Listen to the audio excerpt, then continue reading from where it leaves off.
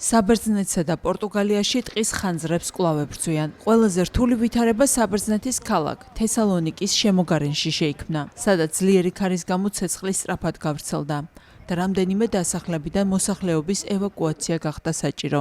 ხანძრის ჩასაქრობად მთელი ღამის განმავლობაში დაახლოებით 160 მეხანძრე მუშაობდა. დილით კი მათ საჰაერო ტექნიკაც შეუერთდა. საბერძნეთის ადგილობრივი ხელისუფლების ინფორმაციით დაზიანებულია საცხოვრებელი სახლები და კომერციული ობიექტები. სამართალდამცველებმა დაუდევრობის ბრალდებით 76 წლის მამაკაცი დააკავა.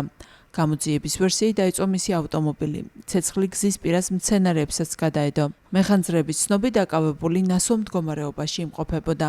საბერძნეთში თესალონიკის რამდენიმე რაიონში მოსახლეობას მოუწოდეს დარჩნენ სახლში და ფანჯრები კარგად აკეტონ, რათა ცეცხლმოკიდებული, გადამამუშავებელი საწარმოდან გავრცელებულმა ტოქსიკურმა კვამმა მათ ჯანმრთელობა ზიანი რომ არ მიაყენოს.